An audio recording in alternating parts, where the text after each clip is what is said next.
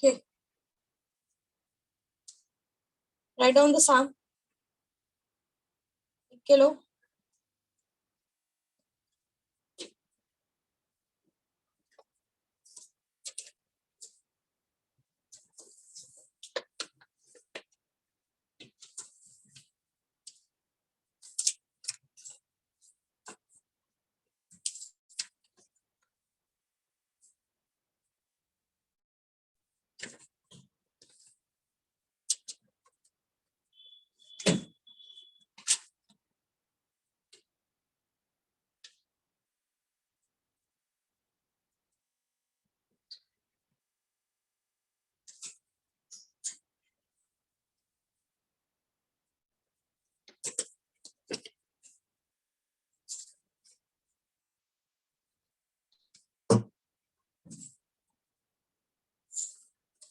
Write down the sum.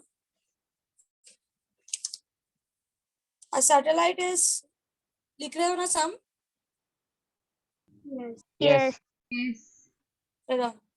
A satellite is revolving around the Earth in a circular orbit. A satellite is revolving around the Earth in a circular orbit.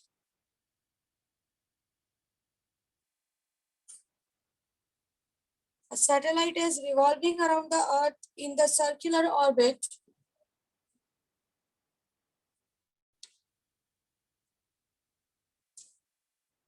A satellite is revolving around the Earth in a circular orbit 4 times the radius of the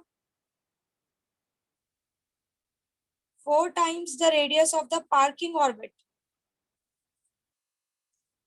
4 times the radius of the parking orbit. Repeat for you. A satellite is revolving around the Earth in the circular orbit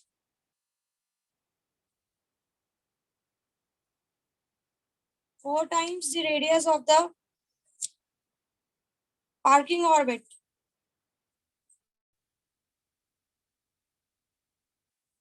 The time period of the satellite will be. The time period of the satellite will be 4 times के बाद 4 times the radius of the parking orbit. मैं spelling क्या है? पार. Parking, PARKING. Yes.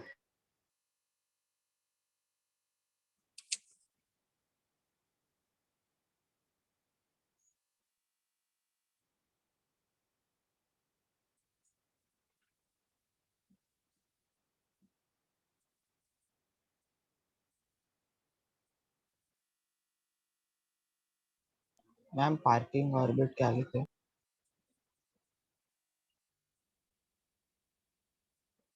The time period of the satellite will be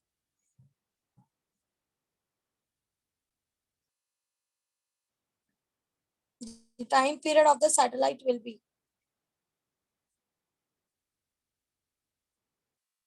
Think about it. क्या कर सकते हो? First of all, try to understand what is parking orbit. क्या होता है, किसी को पता है? No. कभी सुना है आपने what is parking orbit? No. No. Okay.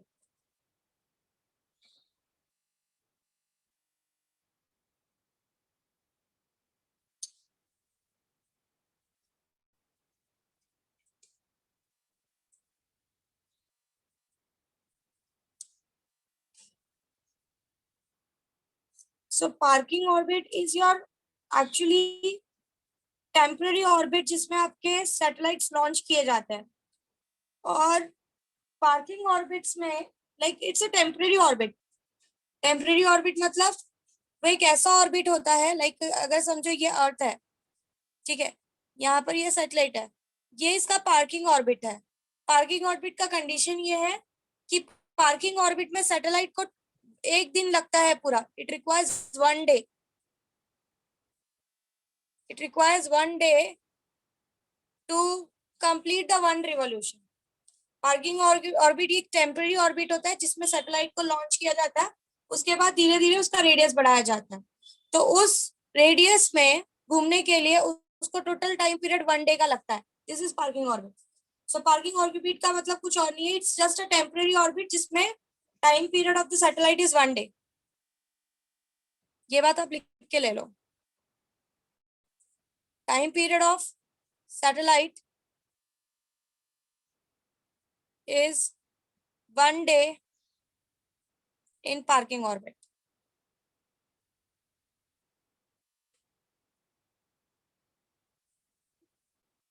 Time period of the satellite is 1 day in the parking orbit. Parking orbit पहला ऑर्बिट होता है टेम्पररी ऑर्बिट जिसमें पहले सैटेलाइट को ले जाकर छोड़ा जाता है। लाइक आपको पता होना चाहिए सैटेलाइट की लॉन्चिंग कैसे होती है। पहले उसको एक हाइट तक लेके जाते हैं, फिर उसको एक ऑर्बिट में सेट करते हैं। तो पहले जिस ऑर्बिट में उसको सेट करते हैं वहां पर वो जो सबसे पहला ऑर्बिट होता है that is called as temporary orbit भी बोल सकते हैं और पार्किंग ऑर्बिट भी बोल सकते हैं। और उस पहले ऑर्बिट में सैटेलाइट का जो टाइम पीरियड होता है वो 1 डे होता है around the revolution around the earth. समझे what I said? Yes. Yes. Yes. फिर धीरे धीरे वो पहले ऑर्बिट से, अगर आपको चंद्रयान का याद हो तो पहले ऑर्बिट से पहला ऑर्बिट कंप्लीट हुआ, फिर एक जग देते हैं दूसरे ऑर्बिट पे जाता है, फिर एक जग देते हैं तीसरे ऑर्बिट पे जाता है एंड सो ऑन करके फिर वो अपनी ट्रेजेक्टरी कवर करता है। So parking orbit is that first orbit जिसमें आपकी सैटेलाइट को पहले ले जाकर छोड़ा जाता है और उसका टाइम पीरियड कितना होता है? 1 डे होता है। So you just write it somewhere, try to find out the answer now. क्या आएगा? Calculating in days. Yes, it is 8 days. Calculated in days only. बाकी किसी को आया? यस मिस 8 days है। यस। यहाँ पे हमने कैपलर का थर्ड लॉ यूज किया है, T square is directly proportional to R cube. जो पहला रेडियस सिंपल आर था, पार्किंग ऑर्बिट था radius. So let's say parking orbit में उसको टाइम पीरियड 1 लग रहा है। सो व्हाट विल बी, अगर मेरा रेडियस कितने से बढ़ रहा है? 4 टाइम से बढ़ रहा है।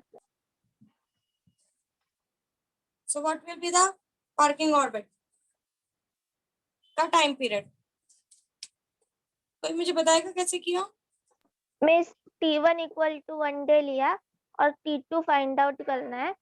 आर रेडियस ऑफ अर्थ को R1 नहीं, पार्किंग ऑर्बिट को R1 लिया, उसके बाद वो जो सैटेलाइट का ऑर्बिट है उसको 4 टाइम्स R1 लिया, उसके बाद रेशियो निकाला दोनों। यस।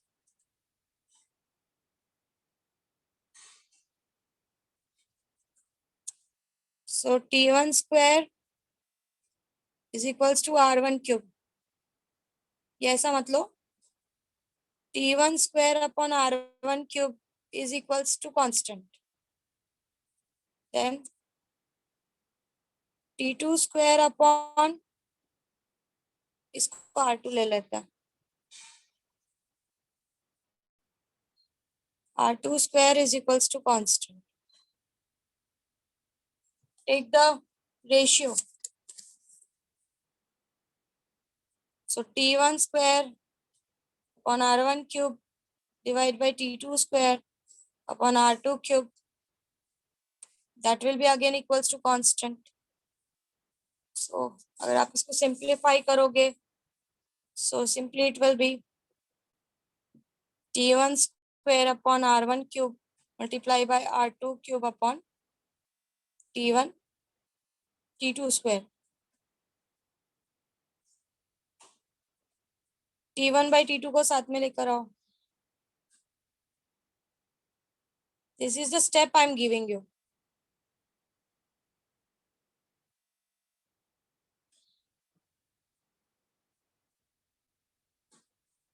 अब आपको बताया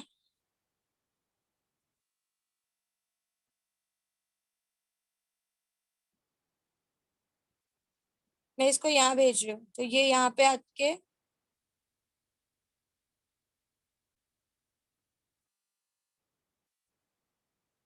so T1 is 1. इसके आगे आप सॉल्व करो, ट्राई करो, देखो आपको आ रहा है क्या. सब्स्टिट्यूट करो R2 को 4 टाइम्स ऑफ R1, कैंसिलेशंस करो, take the square and get the answer. This is 1 by t2 square. This is 1 by 4 का क्यूब. ये यहाँ भेज दो, ये यहाँ भेज दो. So 4 का cube is equals to t2 square. 4 का cube is how much? 64. 64. 64. 64. And उसका square root will be how 8. much? 8. 8 ma'am, 8. So time period will be 8 8 days. days. समझिए तो लिख के दे लो. लिखोगे या खुद से ट्राई करोगे? मैंने लिखवा कर दिया है. ट्राई करो. ये वाला स्टेप कांस्टेंट 1 होता है. कांस्टेंट कुछ भी हो सकता है. मैम कांस्टेंट हो सकता. यस. पार्किंग ऑर्बिट का बताओ ना एक बार. डिस्कनेक्ट हो गया था मेरे से. Parking orbit is that temporary orbit जिसमें पहले जाकर सैटेलाइट को छोड़ा जाता है और वहां पर जो टाइम पीरियड लगता है वो 1 दिन लगता है. That is 1 day. सो वो पहला सबसे पहला ऑर्बिट होता है जहां पर सैटेलाइट को ले जाकर वर्टिकल वेलोसिटी दी जाती है. तो वो मोस्टली पार्किंग ऑर्बिट जो होता है वो ऐसा सेट करते हैं कि उसका टाइम पीरियड 1 डे हो. इतना इस डिस्टेंस पे रखा जाता है उसको. समझे? Yes yes. It is approximately about 35,786 kilometers from the Earth. So वो नंबर याद रखने की जरूरत नहीं है आपको. सिर्फ इतना याद रखना है कि पार्किंग ऑर्बिट है क्या, ये पता होना चाहिए. तो parking orbit is that orbit जिसमें सबसे पहले टेम्परेरीली ले जाकर सैटेलाइट को रखा जाता है. उसके बाद धीरे धीरे उसको जर्क देकर उसके रियल ऑर्बिट में भेजा जाता है. डायरेक्ट उसको कभी रियल ऑर्बिट में नहीं भेजा जाता.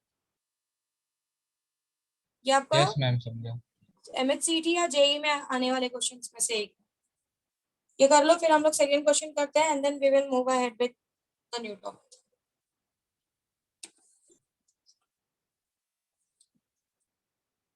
डन.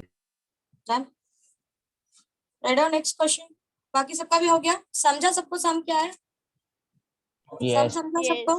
Parking Yes. ऑर्बिट का मतलब समझा सबको? यस. यस. कोई ऐसा है जिसको सम नहीं समझा हो तो प्लीज पूछो, या फास्ट गया हो तो पूछ लो. ठीक है. Write down second some. Time period of revolution of a satellite around the planet of radius r is t. Write down the question. Time period of a revolution of a satellite. Time period of a revolution of a satellite. Time period of a revolution of a satellite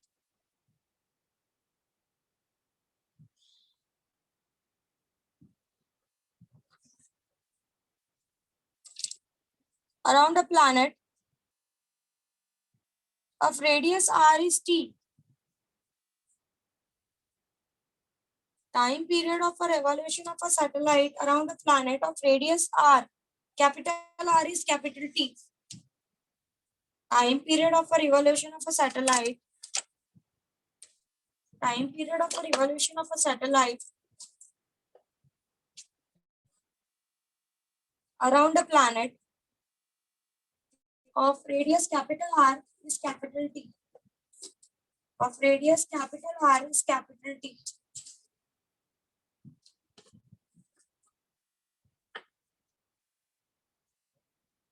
Of radius capital R is capital T. If the period of revolution of another planet, if the period of revolution of the other planet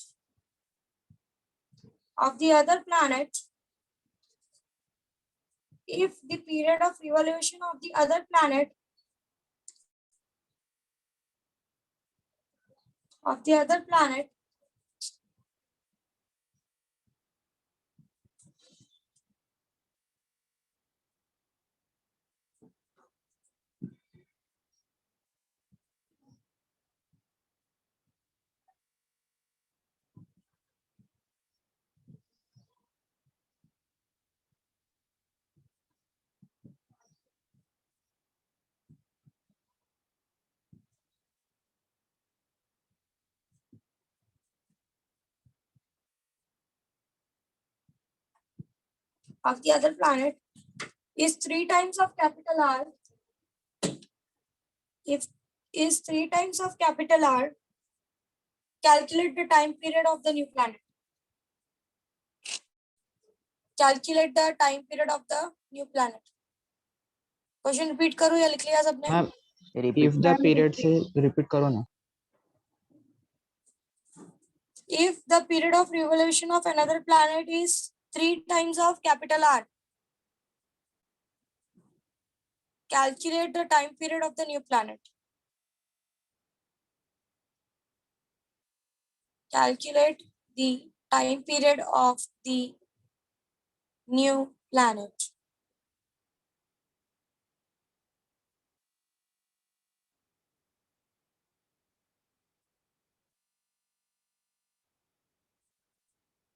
Done? Yes. Try Yes. to find out the answer.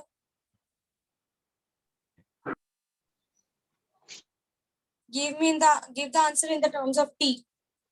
Capital T के terms में answer दो. Ma'am 3t आया. कितना आया? 3 root 3t. t. 3t आया या 3 root 3 आया? 3 root t. Ma'am 3t आया. फिर से ट्राई करो. 3 root t आया. 3 root 3 आया. Answer is 3 root 3 times of t. जिसका 3t आया फिर से ट्राई करो. बाकी लोग भी कर रहे हैं ना? टाइम पीरियड कैपिटल टी दे रहा है. पहला रेडियस आर दे रहा है. दूसरा रेडियस उसने 3 टाइम्स ऑफ आर दिया है. आपको T2 निकालना है. Yes, Laplace 3 formula root करो. 3 root 3 2. 3 3 root root 3 3 t. Yes. Yes, you should 3 get root 3 3 root 3t is the new time period. Yes. Yes.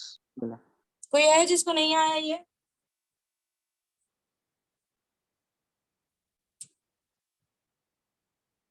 कोई है जिसको नहीं आया ये?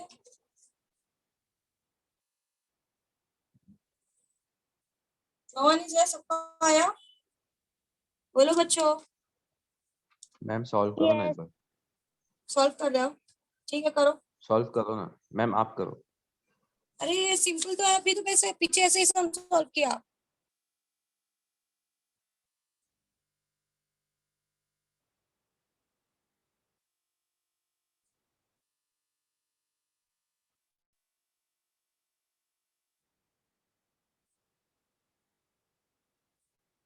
डिवाइड कर दो दोनों को.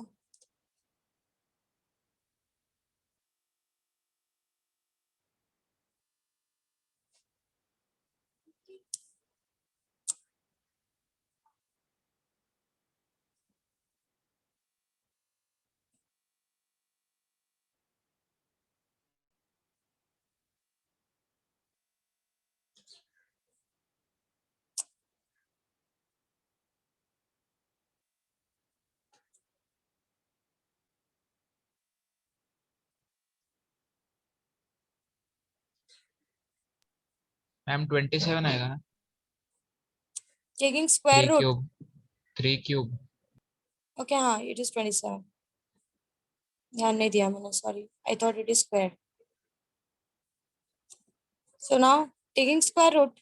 स्क्वायर रूट लोगे तो ये 3 root 3 हो जाएगा.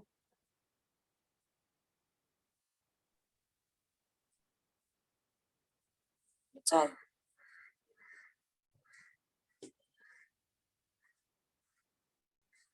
ठीक है. Yes ma'am. ये आपको समझा ना कैसे आया? या मैं बताऊं 27 से 3 root 3 कैसे आया? नो मैम समझा. ओके ठीक है.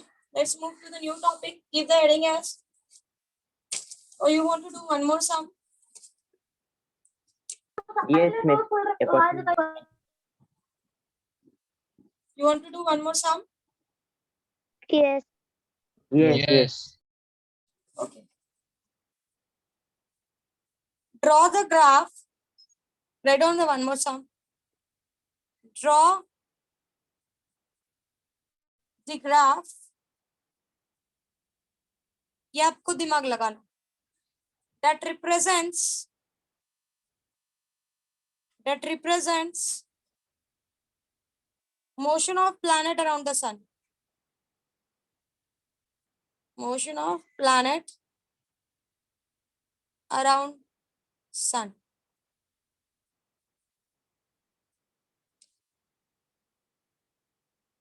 आपको ग्राफ बनाना है motion of the planet around the sun. Hint देती हूँ, टाइम वर्सेस रेडियस का बनाओ. टाइम का पावर आप अपने हिसाब से लो और रेडियस का पावर भी आप अपने हिसाब से लो. क्या लगता है, क्या लोगे? Square cube. टाइम का स्क्वायर लो अकॉर्डिंग टू कैपलस लॉ और रेडियस का क्यूब लो and give me the graph.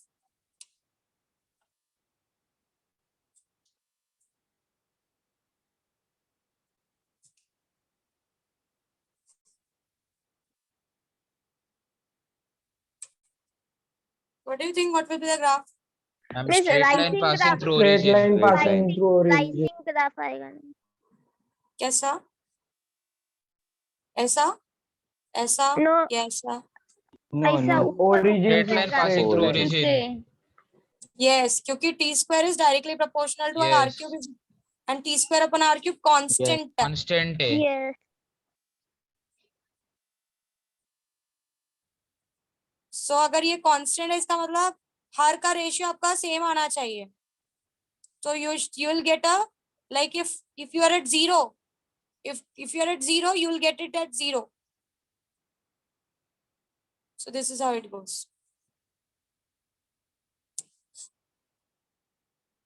This is the correct answer. This is y axis, this is x axis. ये ड्रॉ करके ले लो. Done. Done. चलो let's move ahead with the new topic. Give the heading as this. All questions were asked in MSCT. ऐसे questions आते हैं आपके MSCT में. ठीक है. Give the heading as universal law of gravitation. Universal law of gravitation. ये आपने पढ़ा भी हुआ है. What is universal law of gravitation? कोई बता सकता है? Gravitational force between two objects of mass m1 and m2 is directly proportional to product of the masses and inversely proportional to the square of distance between them. Exactly, exactly. So gravitational force is directly proportional to product of the two masses and it is inversely proportional to square of the distance between them. It also follows inverse square law. इसको हम inverse square law बोलते हैं. आपके जो mostly central force होते हैं ना वो इनवर्स स्क्वायर लॉ को फॉलो करते हैं. So it follows the law of inverse square law. मतलब कि फोर्स जब भी रेडियस के स्क्वायर को इनवर्सली प्रोपोर्शनल होता है उस लॉ को हम इनवर्स स्क्वायर लॉज में से मानते हैं. जैसे कि आपका इलेक्ट्रोस्टैटिक अगर आपने पढ़ लिया तो इलेक्ट्रोस्टैटिक में भी वो इनवर्स स्क्वायर लॉ फॉलो करता है कि नहीं? Coulomb's That law. is Yes. Coulomb's law. F is equals to 1/4 pi epsilon naught Q1 Q2 upon R square. R square. Yes. Yes. So Coulomb's law भी inverse square law को follow करता है. Gravitational force भी inverse square law को follow करता है. सो ये ऐसे लॉज हैं जो कि नेचुरली ये पूरा इसमें अवेलेबल है और it shows that it follows the inverse square laws. Okay, now so if you write it together, F is equals to G into M1 M2 upon R square. Square. Now let's try to understand it in the terms. You know what is G? G is your universal Gravitation constant, Gravitational constant. which is 6.67 into 10 raised to 10 raised to minus 11 minus Newton 11 meter unit square per Newton meter square Square. per Square per kg square. kg square. kg square. Yes. And what will be the dimension for G? Calculate and give me the dimension. इसके help से G का dimension निकाल के दो जरा मुझे, capital G का. Do it fast.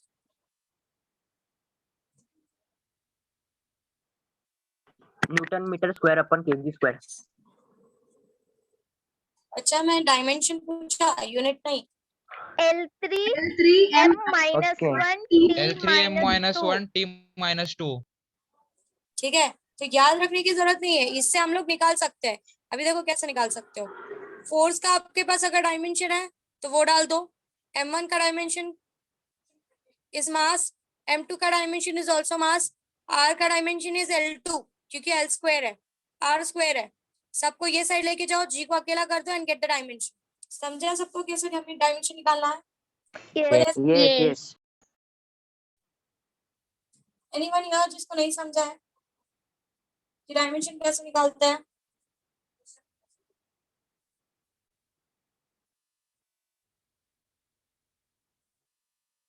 कोई ऐसा है जिसको डायमेंशन नहीं समझा कैसे निकालते हैं? कोई भी नहीं है पक्का? मैं या अदरवाइज मैं सिखाऊंगी अगर आपको नहीं आता तो। शर्म नहीं करना है, पूछना है, ये बेसिक है डायमेंशन निकालना, इसलिए मैं आपको पूछ रही हूँ, अदरवाइज मैं डायरेक्ट सिखा देती। मैम एक बार फिर से बताओ ना प्लीज, क्या बताऊं फिर से? वो डायमेंशन का रिपीट करो ना एक बार। फोर्स का डायमेंशन क्या होता है? What is force? फोर्स का फॉर्मूला बोलो, बेसिक फॉर्मूला क्या होता है फोर्स का? हाँ जी, मेरा फोर्स का फॉर्मूला क्या होता है? What is force? Newton formula बताओ फोर्स का, बचपन से सीख के आए हो ना। What is force? Force is mass into acceleration. So acceleration का मतलब होता है change in velocity upon time, और वेलोसिटी का मतलब होता है change in displacement upon time. तो यहाँ पे change in displacement upon time ऐसा हो जाएगा, ठीक है? तो ये टाइम नीचे आ जाएगा, तो it is delta S by time upon time will become time square, है ना? तो एक्सेलरेशन का डायमेंशन हो जाएगा ये डिस्टेंस है ना, सो डिस्टेंस का डायमेंशन होगा लेंथ, और टाइम का डायमेंशन होगा टी स्क्वायर। टी स्क्वायर क्यों लिया? क्योंकि यहाँ पे स्मॉल टी स्क्वायर है तो इसको कैपिटल टी स्क्वायर से लिख दिया। तो हमको एक्सेलरेशन का डायमेंशन आ गया L1 t⁻², ये आपका एक्सेलरेशन का डायमेंशन है। मास का डायमेंशन m1 होता है, दिस इज m1, और एक्सेलरेशन का डायमेंशन क्या है? L1 t⁻²। सो फोर्स का डायमेंशन आ गया आपका m1 L1 t⁻²। ये आपका फोर्स का डायमेंशन आया है। आपको किसका निकालना है? आपको जी का निकालना है, ठीक है? सो हम लोग फोर्स की जगह पे ये डालते हैं m1 L1 t⁻² equals to जी, वैसे ही रखो क्योंकि जी का निकालना है ना। और अभी मैंने आपको बताया मास को हम किससे रिप्रेजेंट करते हैं? m से। तो यहाँ पे कितने मास है टोटल? कितने मास है बोलो? How many masses are there? एक ये मास है और एक दूसरा मास है ना, तो 2 मासेस है ना। Yes ma'am. So it will be m²। और यहाँ पर रेडियस भी मतलब लेंथ ही होता है, सो दिस इज L²। अब सबको यहाँ भेज दो m1 L1 t⁻² into L² divided by ये m² नीचे चला जाएगा इक्वल्स टू जी। अब ये ऊपर भेजो। इंडाइसेस रूल के हिसाब से जब कोई चीज ऊपर नीचे से ऊपर जाती है उसका साइन चेंज हो जाता है। Yes ma'am. तो ये हो जाएगा m⁻², और ये L² इज इक्वल्स टू जी। अभी ये L², ये यहाँ पे स्क्वायर है, यहाँ पे 1 है, तो ये दोनों कितना हो गया? 2 + 1 कितना होता है? 3। तो L हो गया 3। यहाँ पे m1 है और यहाँ पे m⁻² है, तो ये क्या आएगा? इन दोनों का एडिशन क्या देगा आपको? -1। Yes, so it is m-1, और ये L1 है और ये L2 है। ओके, ये हो गया 3, और t⁻² ऐसे ही रखना है। Yes ma'am. तो आपका g का डायमेंशन आ गया L3 m-1 t⁻²। समझे? Yes ma'am, clear. या किसी को लिख के लेना है तो लिख सकते हो। अगर आपको फोर्स का डायमेंशन नहीं याद आ रहा है तो आप एक्सेलरेशन की हेल्प से निकालो। निकालने के बाद फोर्स की जगह पे फोर्स का डायमेंशन सब्स्टिट्यूट करो, मास की जगह पे मास का डायमेंशन सब्स्टिट्यूट करो। m1 का डायमेंशन भी m है, m2 का डायमेंशन भी m है, सो इट बिकम्स m²। नीचे रेडियस है, radius is also a distance, so उसका dimension will be length, but radius का स्क्वायर है इसलिए लेंथ स्क्वायर हुआ। लेंथ स्क्वायर को यहाँ भेज दो, एम स्क्वायर को नीचे भेज दो, क्योंकि जी को हमको अकेला करना है। तो जो डिनोमिनेटर में होता है न्यूमरेटर चला जाता है, जो न्यूमरेटर में होता है वो डिनोमिनेटर में चला जाता है। So when you put this you will find out, और जब आप इसको सिंप्लीफाई करोगे, इसको ऊपर लेके जाओगे तो साइन चेंज होगी। साइन चेंज होने के बाद सिंपली आपका जो ऊपर का पावर है उसको प्लस करना है या माइनस करना है अकॉर्डिंगली। सो यहाँ पे m-2 + 1 it becomes m-1। Simply जैसे ऐड सब्ट्रैक्ट करते हो वैसे ही करना है। L1 L2 it becomes L3 and t-2 ऐसे ही रहेगा। सबको समझा? यस ये फॉर्मूला जो है m1 m2 अगर स्फेरिकल शेप रहेगा तो ग्रेविटी फोर्स तो बीच में रहेगा सेंटर में, तो अगर इरेगुलर शेप रहेगा तो बॉडी का इरेगुलर शेप रहेगा तो सेंटर टू सेंटर जाने का, मैं You should centre go- of mass centre of मास पे सेंटर रहेगा ऑफ ना। मास, एग्जैक्टली, क्योंकि इरेगुलर शेप में आपका जो ज्योमेट्रिक सेंटर होता है वो कभी भी आपके सेंटर ऑफ मास सॉरी आपके सेंटर से मैच नहीं होता। तो ऐसी सिचुएशन में फिर आप centre of mass to centre of Yes. Mass लेते हो, या फिर centre of gravity to centre of gravity लेते हो। नॉर्मली छोटी चीजों के लिए सेंटर ऑफ ग्रेविटी और सेंटर ऑफ मास एक ही होता है, बड़ी चीजों के लिए सेंटर ऑफ मास और सेंटर ऑफ ग्रेविटी एक नहीं होता। सो दो चीजें होती है, एक होता है सेंटर ऑफ ग्रेविटी और दूसरा होता है centre of mass. Centre of mass. Yes, कोई चीज छोटी है साइज में ऑन द अर्थ तो उसका सेंटर ऑफ मास और centre of gravity approximately same होता है। तो आप सेंटर ऑफ ग्रेविटी से सेंटर ऑफ ग्रेविटी जाओ या सेंटर ऑफ मास से सेंटर ऑफ मास जाओ, ये करोगे आप। समझा? Yes yes. वहां पर यस, क्योंकि आप वहां पर ऑप्टिकल सेंटर के साथ नहीं जा सकते। सो आपने ये चीज पढ़ी हुई है already in laws of motion, इसलिए मैंने वो समझाना सही नहीं समझा कि आपका अगर आपकी बॉडी इरेगुलर शेप की है तो at that place geometric centre is no more your centre, so you have to consider the centre of mass. Yes. Can anyone explain what is centre of mass? the point body The where point the inside the total body mass where of the body all the can be mass of the body is concentrated. concentrated. This is your rectified definition. According to me, मैं centre of मास को इस तरीके से समझती हूँ, अगर मैं उस पॉइंट पे ले जाकर सस्पेंड करूं तो यहाँ पर और यहाँ पर इक्वल मास डिस्ट्रीब्यूशन हो। This is what I think centre of mass is. Yes. मतलब ये एक ऐसा पोजीशन है जिस पोजीशन पे अगर आप पाइवोट करने की कोशिश करो, अगर आप रोकने की कोशिश करो तो वो जो ऑब्जेक्ट ना दूसरे साइड गिरेगा ना ये साइड गिरेगा, वो कॉन्स्टेंटली वहीं पर पड़ा रहेगा।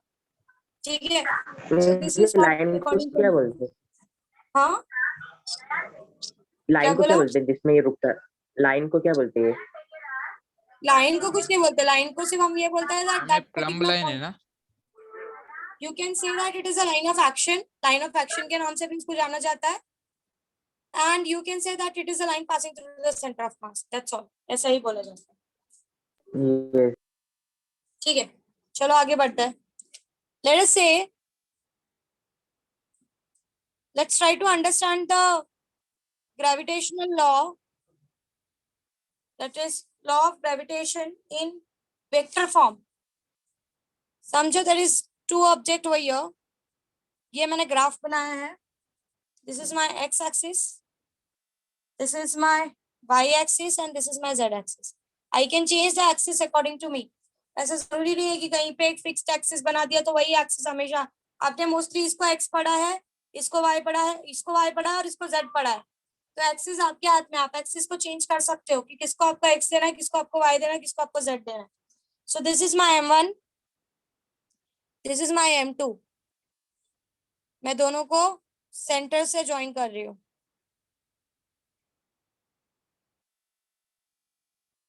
So this is R1, this is R2.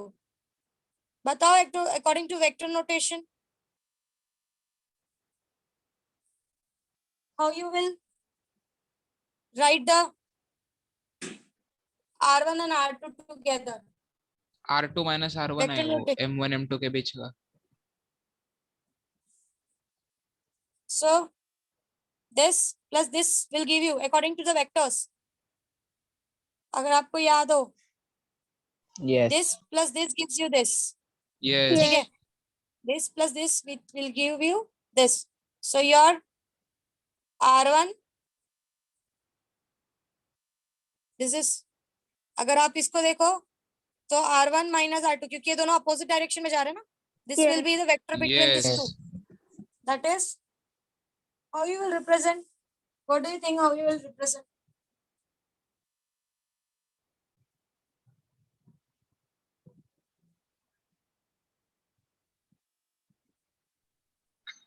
This I should write as ma'am R12 R21. ये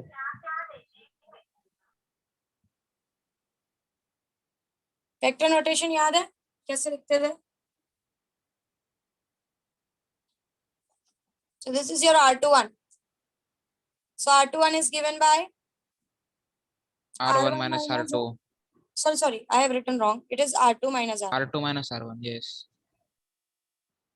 So simply what you said is R1 minus R2 will be simply R12. Samjha? So that is the point. Yes. So this is R2 minus R1. Sure. See, simple सा फंडा है कि this R2 minus R1 अगर मैंने यहाँ पे डाला, if I am putting R2 minus R1 over here, so I should get this. मिल रहा है क्या देखो जरा? Let's try to have it. R1 bar plus R2 minus R1. Are you getting this? Yes. Yes. This R1 got R1 cancelled. cancel. Yes. You are R2. getting Yes. R2. So this is what your vector addition says ना? Triangular vector addition क्या बोलता है? यही बोलता है ना कि आप जब दो वेक्टर्स को ऐड करते हो, so you get the resultant vector. तो वही मिला ना आपको? देखो. Yes. Miss Yes. R12 और R21 सेम नहीं आएगा R12 मैग्नीट्यूड में. और R21 मैग्नीट्यूड में सेम आएगा, not in direction. Yes direction में ऑपोजिट आएगा. डायरेक्शन में अपोजिट आएगा. देखो इसमें साइन Yes. चेंज हो गया. अगर आप इसको इस तरीके से लिखने की कोशिश करो, if you try to write it in this way, so this is actually your negative of R21. Yes. So this shows that your R12 is negative of R21. But if you go in magnitude form, R12 will Same. be है. equal to R2. R21. समझा? Yes. Yes. Are you clear? Yes. Now there is a way of writing this. How you write this, that try to understand. Like if I'm saying that this mass M1 is experiencing force due to mass M2. If I want to write this, that mass M1 is experiencing force from M2. So how you will write? You will write it as F12. It means that your first mass is experiencing force from the second mass. समझा? Means How you write F1 opposite हो जाएगा ना. Yes, F21 opposite हो जाएगा. exactly. So if I am saying मेरा मास M1 force experience कर रहा है M2 से, तो मैं ऐसा लिखूंगी that force is experienced by 1 due to 2. तो जिसको फोर्स एक्सपीरियंस हो रहा है उसको हम पहले लिखेंगे और जो एक्सर्ट कर रहा है उसको हम बाद में लिखेंगे. ये नोटेशन आपको समझना बहुत जरूरी है क्योंकि आपके एग्जाम में वो लोग डायरेक्टली ऐसा बोल देंगे कि F34. तो आपको ये बात क्लियर होना चाहिए कि थर्ड मास को फोर्थ मास की वजह से फोर्स एक्सपीरियंस हो रहा है. समझ में आ रहा है व्हाट आई सेड? समझा what I said? Yes. Yes. और जब आप इसका वेक्टर नोटेशन लिखोगे it will be simply G into M1 M2 upon R square. और when you will write the radius vector, you will write it in the opposite form. R21. R2. Yes. So इससे आप ये part opposite लिखोगे. इसका मतलब ये है कि जो लाइन ऑफ डायरेक्शन है फोर्स का, हमने अभी कैसे बोला 1 is experiencing force from the 2. तो मेरे फोर्स का डायरेक्शन क्या है एक्चुअली में? It is going 2 from to 1. 2 to 1. So we'll write it like this. मतलब जब 1 2 से एक्सपीरियंस करेगा तो फोर्स का डायरेक्शन 2 से 1 होगा. समझ में आ रहा है what I said? Yes. Yes. Is everyone clear what I'm trying to say? Yes. Yes. Yes. Vedant, are you clear what I said? Vedant, are Yes, you ma'am. there in the Yes, lecture? ma'am. Yes, ma'am. Yes, ma'am. ये vector notation समझा आपको? Yes, क्या ma'am. किया हमने? ये आपके 11th का scalar vectors का पार्ट है. Yes, scalar ma'am. वेक्टर में एक टॉपिक है ट्रायंगुलर वेक्टर एडिशन. वो ये बोलता है कि ये पहला वेक्टर है, ये दूसरा वेक्टर है. दोनों Yes, के वेक्टर्स का जिन भी वेक्टर्स का एक वेक्टर का हेड अगर दूसरे वेक्टर के टेल को मिलता है, ये एरो इज हेड और ये जो पीछे वाला है ना ये टेल है. तो Yes, इसका ma'am. हेड और इसका टेल मिल रहा है ना, वो दोनों वेक्टर्स को हमको ऐड करना होता है. तो Add. हमारा रिजल्टेंट वेक्टर ये आना चाहिए. समझा?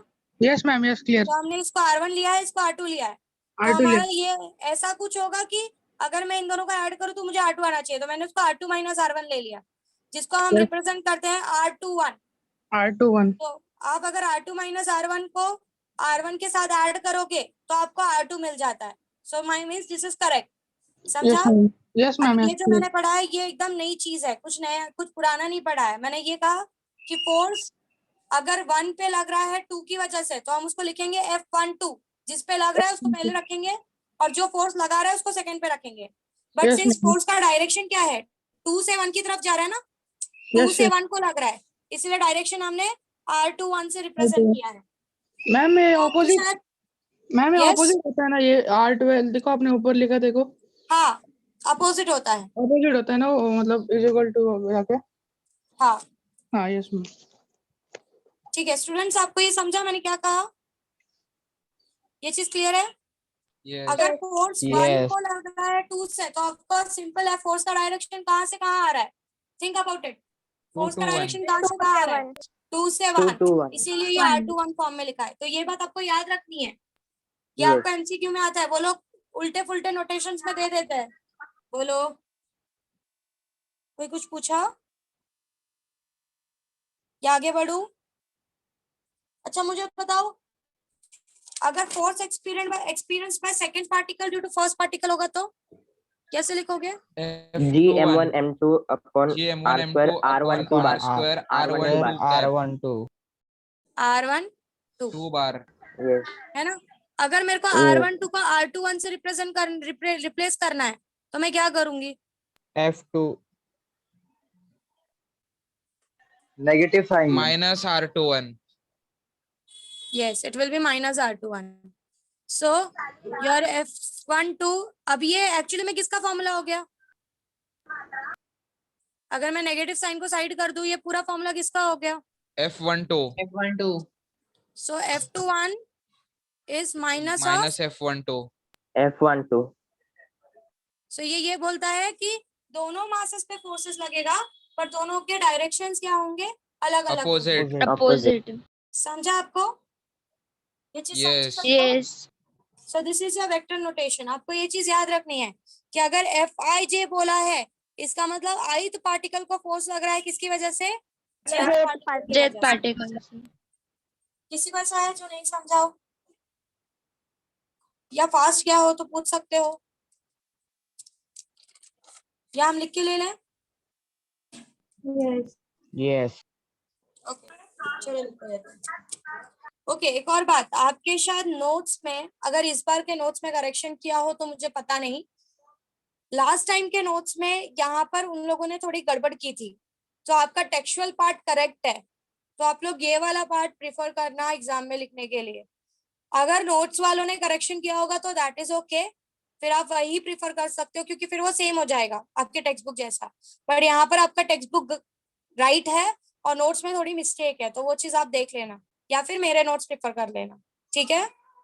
Yes. Yes. जैसे G मीडियम के यूनिवर्सल ऊपर लॉ ऑफ डिपेंड करता है ग्रेविटेशन ना. लिखो. हाँ बोलो, ये G मीडियम के ऊपर भी डिपेंड करेगा ना. क्या मीडियम के ऊपर डिपेंड करेगा बच्चा? G. मैं वो बोल रहा G कांस्टेंट देखो value. G is a universal gravitational constant. तो ये चीज देखी गई है कि G कहीं पर भी हो इट रिमेन्स कांस्टेंट. कहीं पे भी it does not change. It is universal gravitational constant. ऐसा उसको affected नहीं पाया गया है Yes. mostly कहीं पर भी.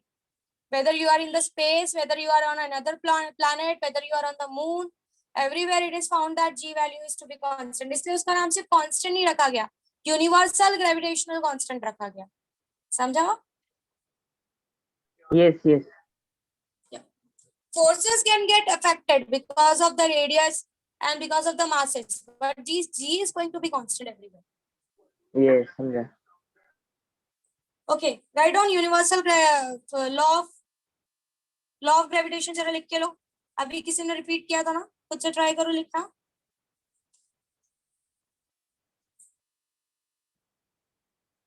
चलो ठीक है, लिखो. Every matter attracts. Every particle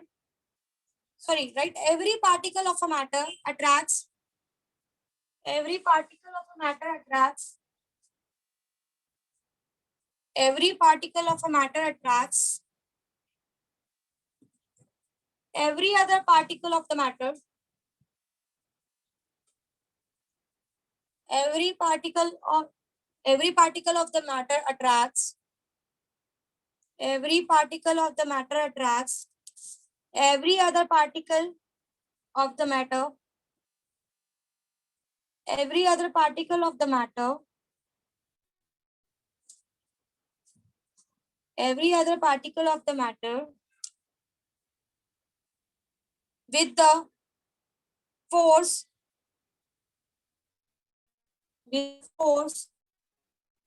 which is directly proportional to product of their masses, which is directly proportional to product of their masses and inversely proportional to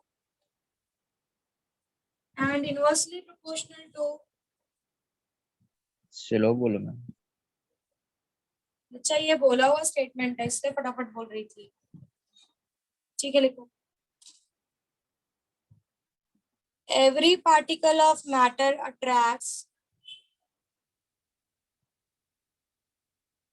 every particle of matter attracts every other particle of the matter. Every other particle of the matter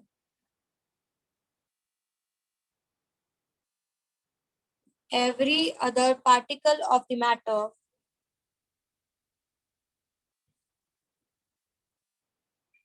with the force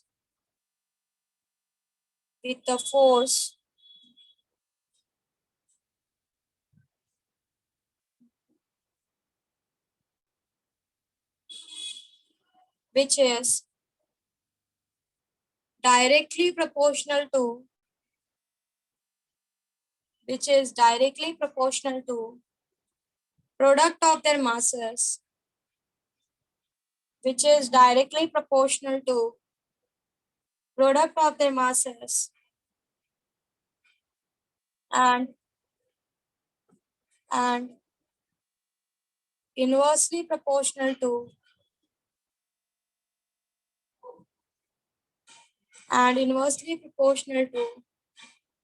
square of the distance and inversely proportional to square of the distance between the centers of the two masses.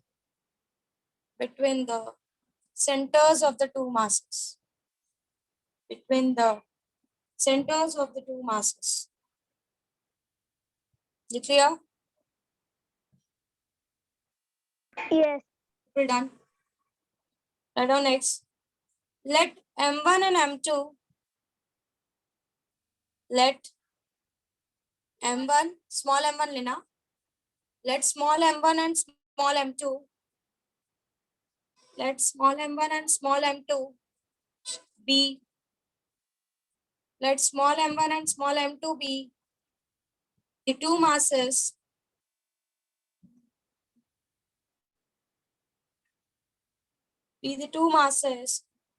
which are separated by distance small r. Let small m1 and small m2 be the two masses,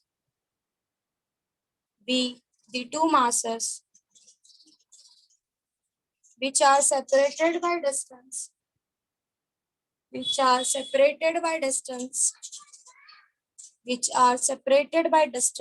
small r. Then the gravitational force of attraction is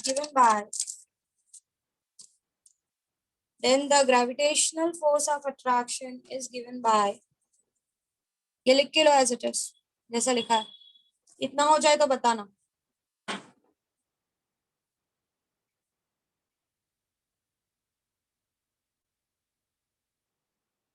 Done. No. हो गया. No, no, ma'am. No.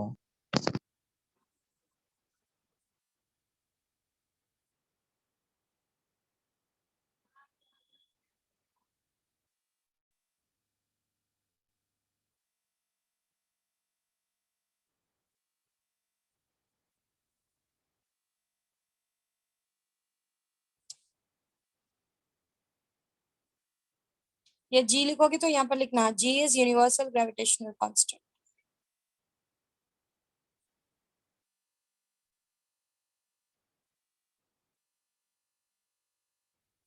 आगे constant पूरा complete करो. Next statement ये हो जाए तो यहाँ तक लिखो सिर्फ,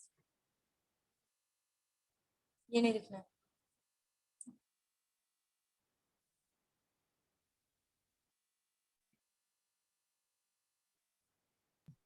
थोड़ा कैमरा ऊपर करो ना मैम. अब ठीक है. जूम नहीं मैम, ऊपर ऊपर ऊपर ऊपर क्यों करना है, क्या मैम लिखना है वो थोड़ा आपको? रे जो राइट साइड पे जो स्टेटमेंट था वो. राइट साइड में स्टेटमेंट, कौन सा स्टेटमेंट? राइट साइड में मैंने कोई स्टेटमेंट नहीं लिखवाया है. Ma'am right right. कैमरा में उल्टा चलता है, आपको पता होना चाहिए ना. I have done that. देख लो. अच्छा, इनवर्स स्क्वायर लॉ की बात पूछ रहे हो आप? Yes yes. ठीक है. Done ma'am. Yes done ma'am. ठीक है, बाकी सबका हो गया. Yes. Yes.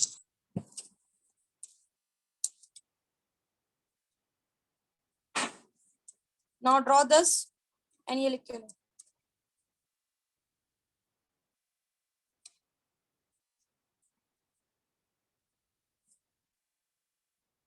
ये ड्रॉ करके हो जाए तो start writing this.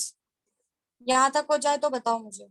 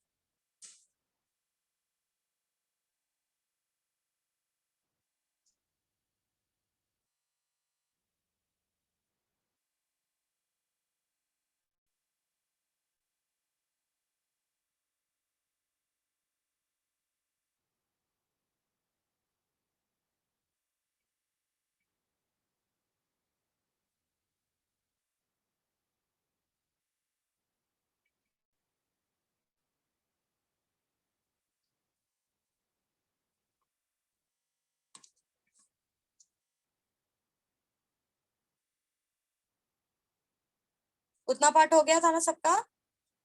Yes. Yes.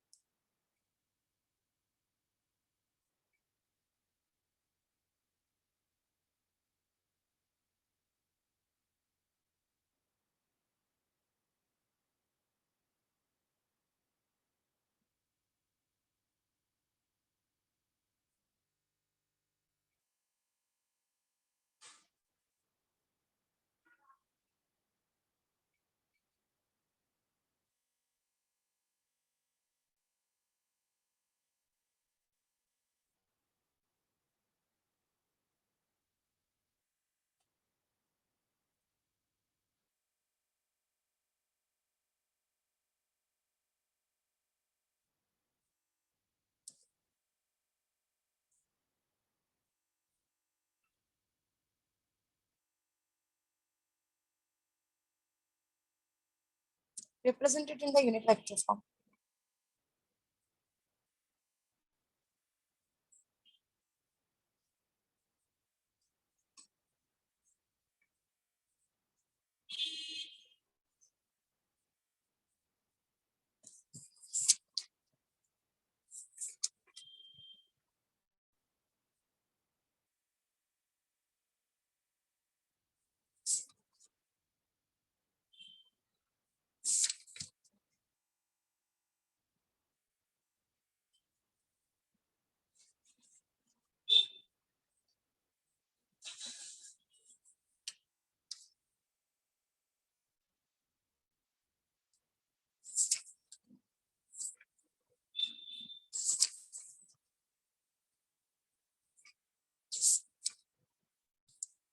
हो गया? Are you people done? Yes. Yes. Yes. Write this out. Now do it fast. एक statement है वो लिखने के बाद we will stop here for today. ये फटाफट complete करके लो.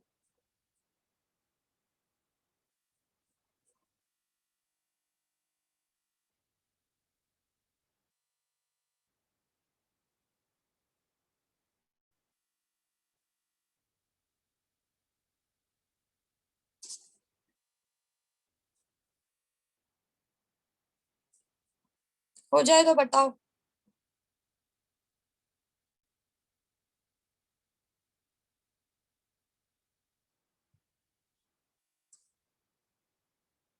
Done, ma'am. क्या हो गया? No. Yes. Write down Fij. इस तरीके से लिखो. Fij स्टार करके लिखना. Fij is the force experienced by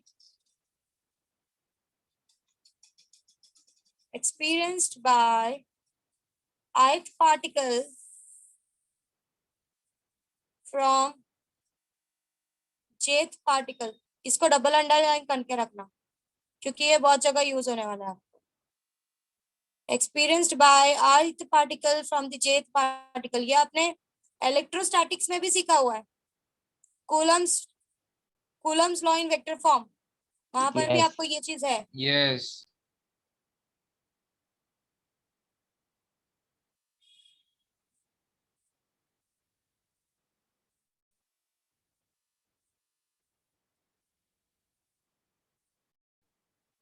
Done. Once you're done with this, tell me. Done. ठीक है. So I have given you some homework now. Last time, Kepler's law for 3 times. I'll check it in the Yes. next lecture. Be prepared with that. अगर किसी ने नहीं किया है तो next lecture में करके आओ.